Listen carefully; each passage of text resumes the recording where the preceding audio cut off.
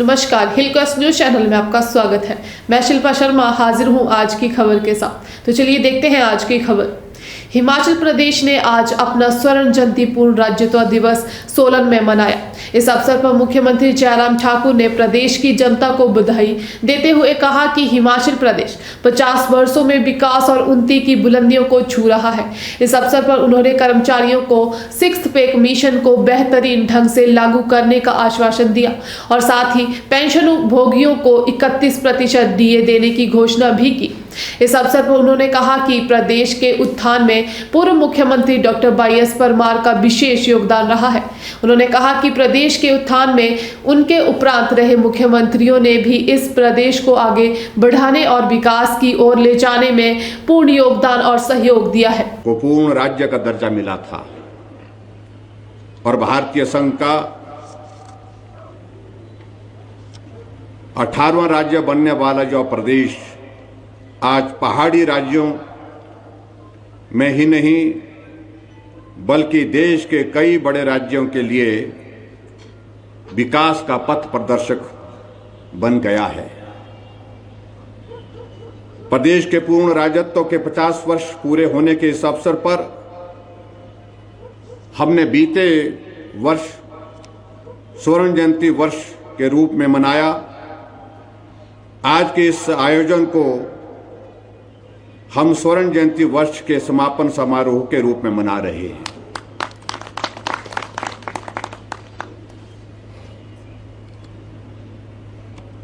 प्रदेश में हुई प्रगति और विकास का उत्सव बीते वर्ष हमने अनेक आयामों के माध्यम से और अनेक आयोजनों के माध्यम से मनाया, लेकिन कोरोना महामारी के कारण बहुत से पूर्व निर्धारित कार्यक्रम जो हमने तय किए थे उनका आयोजन संभव नहीं हो पाया। बावजूद इसके प्रदेश का हर नागरिक 50 सालों की इस ऐतिहासिक यात्रा के इस उत्सव में किसी न किसी रूप में सहभागी बना, यह हमारे लिए प्रसन्नता का विषय है। मेरा यह मानना है कि हिमाचल प्रदेश के इस 50 वर्ष की इस यात्रा में जिस मुकाम पर हम आज पहुंचे हैं,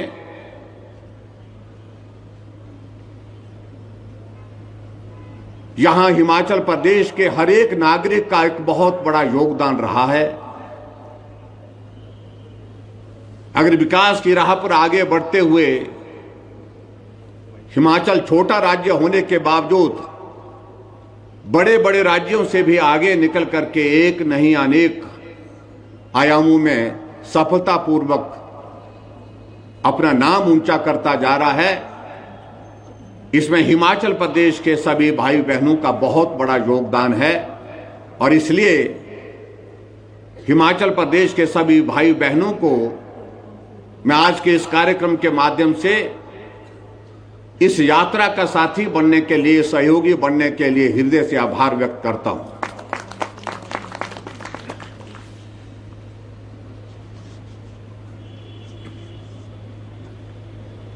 स्वर्ण जयंती के अपने पूर्ण राज्यत्व के 50 वर्ष पूरे होने पर हमने हिमाचल प्रदेश में अनेक कार्यक्रमों का आयोजन तय किया था, जिसमें हमने ये तय करके आगे बढ़ करके निर्णय किया था कि हम हिमाचल प्रदेश के हर एक गांव में जाकर के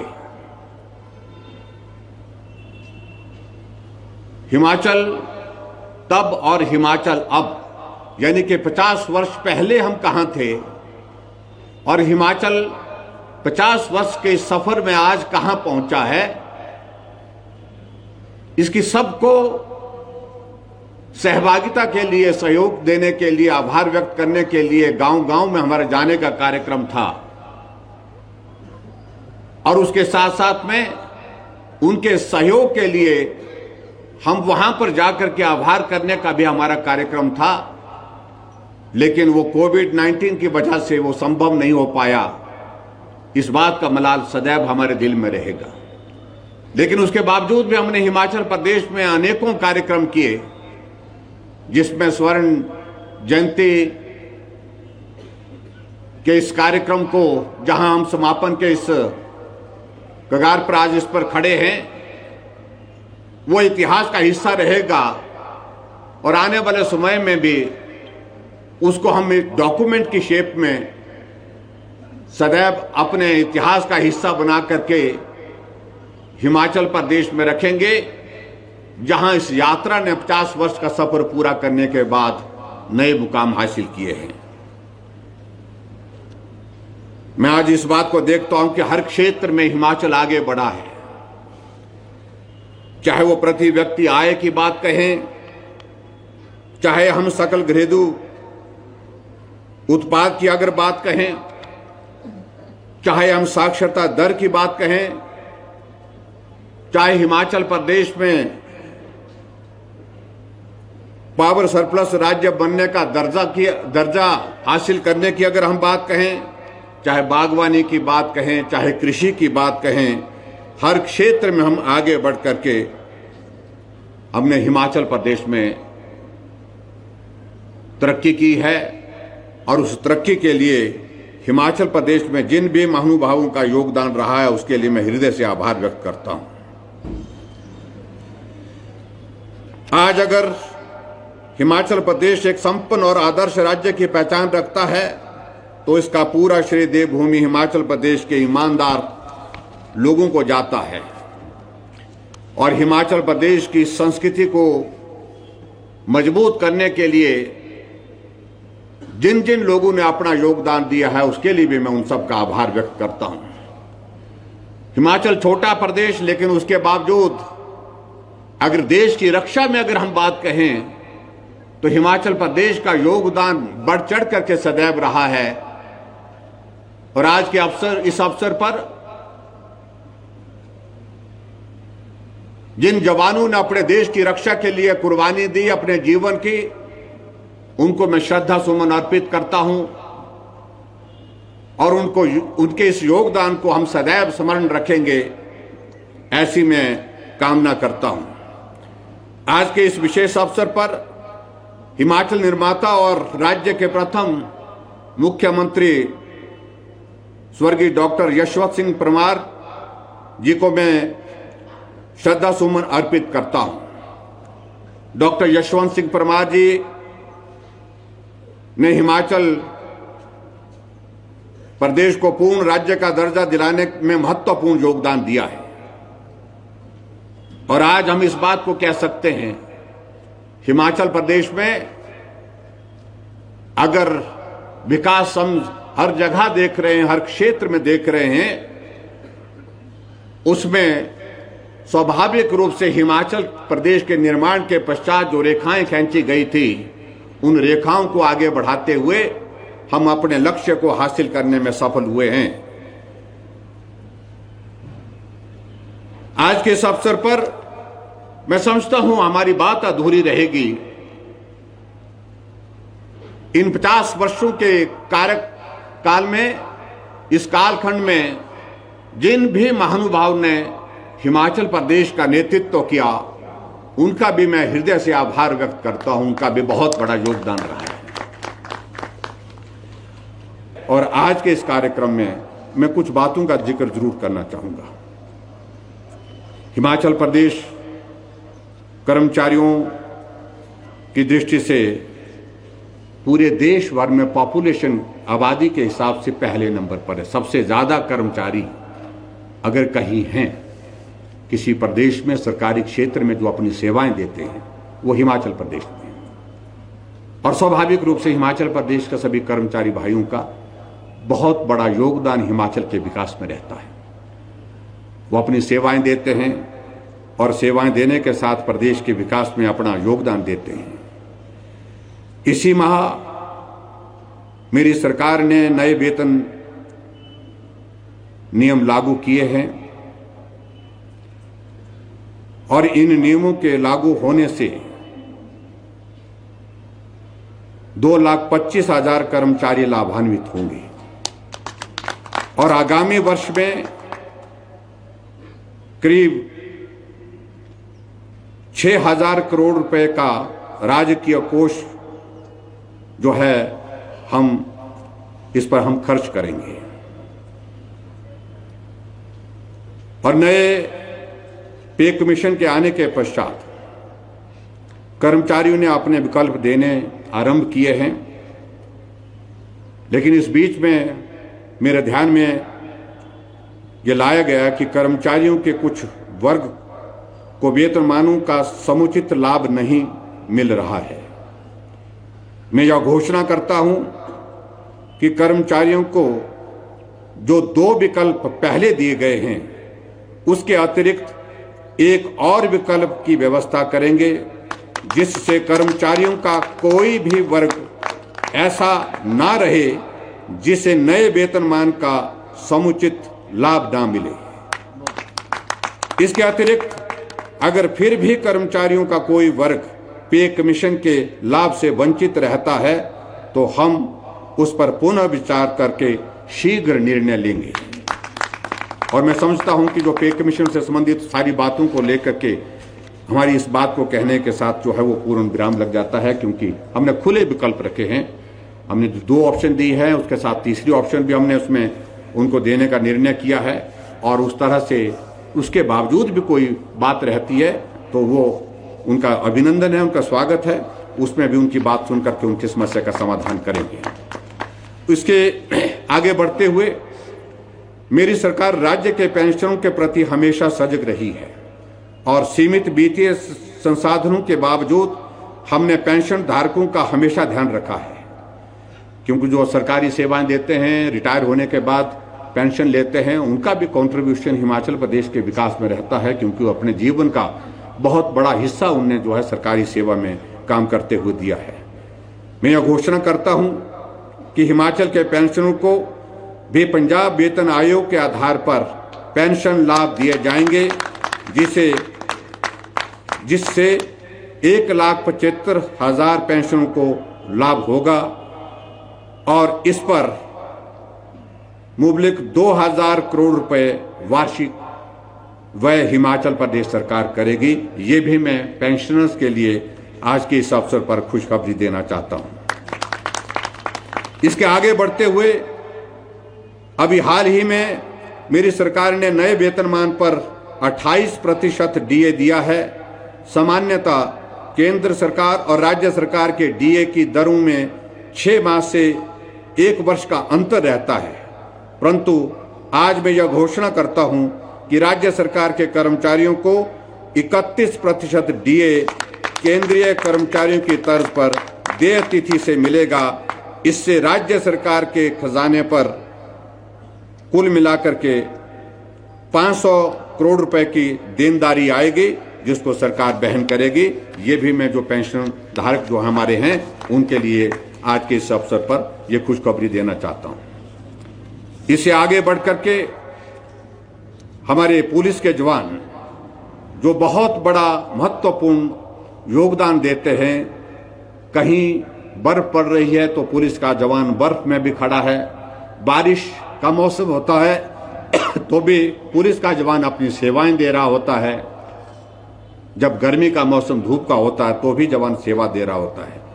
और कहीं भी प्रदेश के हर क्षेत्र में काम करने की दृष्टि से उसकी जो है वो एक बहुत महत्वपूर्ण भूमिका रहती है। और मुझे इस बात की भी प्रसन्नता है कि हिमाचल प्रदेश की पुलिस ने अपनी पहचान पूरे राष्ट्रीय स्तर पर बनाई है और अपने कामकाज की वजह से, बेहतरीन कामकाज की वजह से जो है वो हिमाचल प्रदेश पुलिस की पूरे देश में भी सराहना होती है। और मैं आज के इस अवसर पर भी हिमाचल पुलिस के उस योगदान की सराहना करता हूं। जब भी संकट के क्षण कोविड का दौर था तो भी पुलिस के जवानों ने आगे बढ़ करके उसमें बहुत महत्वपूर्ण कार्य किया। फ्रंटलाइन वर्कर के नाते उन्होंने अपनी सेवाएं दी, इसलिए उनका भी मैं आभार व्यक्त करता हूं। 2015 से पूर्व कांस्टेबल को 2 वर्ष उपरांत अगला उच्च वेतनमान दिया जाता था, परंतु पूर्व सरकार के कार्यकाल के दौरान 2015 में कांस्टेबल्स को उच्च वेतनमान मिलने की अवधि को 2 वर्ष से बढ़ा करके 8 वर्ष कर दिया गया।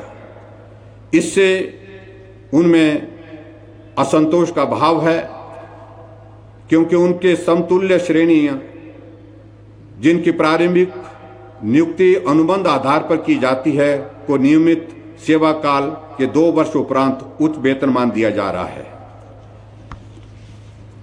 कांस्टेबल्स की मांग पर विचार के बाद अब सरकार द्वारा यह निर्णय लिया गया है कि 2015 के बाद नियुक्त कांस्टेबल्स को अन्य श्रेणियों की तर्ज पर समान कार्यकाल उपरांत उच्च वेतनमान के लिए पात्र माना जाएगा। जो कांस्टेबल्स उच्च वेतनमान के लिए पात्र हो गए हैं, उन्हें प्री रिवाइज्ड स्केल के अनुसार उच्च वेतनमान का लाभ तुरंत प्रभाव से दिया जाएगा। इसके लिए विस्तृत निर्देश शीघ्र जारी किए जाएंगे और इसके कारण मैं मानता हूं कि पुलिस के हमारे सभी जवान जिनको लगता था कि उनके साथ ये थोड़ा जो है वो न्याय नहीं हो रहा है, उस दृष्टि से, हालांकि ये पूर्व सरकार 2015 में ये निर्णय जो लिया था उस वक्त का निर्णय था, लेकिन हमें इस बात को लगा कि पुलिस के हमारे कर्मचारी बहुत अच्छा काम करते हैं, उनके साथ इस प्रकार की अगर एनॉमली अगर पे में इसमें रहती है तो उसमें उसको ठीक करना चाहिए। इसलिए हमने निर्णय किया है इसको तुरंत जो है इसको ठीक करके जो है एक बराबर का जो है उनको जो लाभ मिलना चाहिए उस लाभ को देंगे। उदाहरण के लिए जिस प्रकार अन्य श्रेणी को 2015 में अनुबंध पर नियुक्त कर्मी 2018 में नियमित हुआ तथा 2020 में उसे उच्च वेतनमान मिला, उसी प्रकार 2015 में नियुक्त कांस्टेबल भी 2020 में उच्च वेतनमान हेतु पात्र होगा। मेरा आज के इस कार्यक्रम में पुलिस के जवानों के लिए मैं बहुत बहुत बधाई देता हूं, उनके काम के लिए, उनके योगदान के लिए। और इसके साथ मेरा यही है कि जिस उत्साह के साथ, जिस ऊर्जा के साथ आप हिमाचल प्रदेश की सेवा करने के लिए काम कर रहे हैं, आप उसमें और भी बढ़ोतरी करें और आगे बढ़ें। मेरी ओर से आप सबको बहुत बहुत बधाई और शुभकामनाएं। इसके अतिरिक्त आगे बढ़ते हुए हमारी सरकार द्वारा विभिन्न प्रकार की कल्याणकारी योजनाओं के अंतर्गत वृद्धा पेंशन, अपंग राहत भत्ता, विधवा परित्यक्ता एकल नारी पेंशन, स्वर्ण जयंती आश्रय योजना, मदर टेरेसा असहाय मातृ संबल योजना, मुख्यमंत्री कन्यादान योजना, महिलाओं के स्वरोजगार हेतु सहायता योजना तथा अनुवर्ती योजना के अंतर्गत पात्र व्यक्तियों को आर्थिक सहायता प्रदान की जा रही है। वर्तमान में पात्रता के लिए आय सीमा 35,000 रुपये निर्धारित है। ये काफी अरसे से, लंबे समय से 35,000 की जो आय सीमा है इसको बढ़ाना चाहिए। बार बार हमको इस बात के लिए आग्रह आता था। बहुत सारे लोग जिनको जो पात्र लगते हैं उनको मदद नहीं हो पाती थी, क्योंकि आय सीमा 35,000 रुपये उसमें निर्धारित थी, जो वर्ष 2014 में निर्धारित की गई थी। ये भी पूर्व सरकार के कार्यकाल में इसको निर्धारित किया था। समय के अंतराल के साथ वर्तमान परिप्रेक्ष्य को ध्यान में रखते हुए इस आय सीमा को मैं 35,000 से बढ़ा करके 50,000 करने की घोषणा करता हूं, और इससे मुझे लगता है कि बहुत सारे लोग जो उसमें लाभान्वित होंगे। विभाग में विभिन्न कल्याणकारी योजनाओं के अंतर्गत प्रदान की जा रही आर्थिक सहायता की पात्रता की आय सीमा 35,000 वार्षिक से बढ़ाकर के 50,000 करने से सामाजिक और आर्थिक रूप से कमजोर वर्गों का उत्थान एवं विकास सुनिश्चित होगा। इससे लगभग 1 लाख अतिरिक्त लाभार्थियों को लाभ होगा और 125 करोड़ रुपए से ज्यादा लाभ समाज के उस गरीब वर्ग के लिए होगा जो इस आय सीमा, पुरानी आय सीमा के कारण वंचित हो रहा था। इससे आगे बढ़ते हुए एक बात और मैं कहना चाहता हूं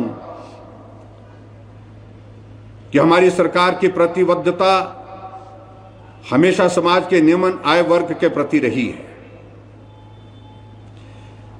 अपने इन्हीं प्रयासों को आगे बढ़ाते हुए आज मैं यह घोषणा करता हूं प्रदेश के घरेलू उपभोक्ता जिनकी बिजली की खपत 60 यूनिट प्रति माह तक है, उनसे अब प्रति यूनिट बिजली का कोई भी शुल्क नहीं लिया जाएगा, बिजली का कोई किराया नहीं लिया जाएगा। जिनकी 60 यूनिट तक बिजली की कंजम्पशन है, उन्हें प्रति यूनिट बिजली खपत की 0 कॉस्ट लगेगी।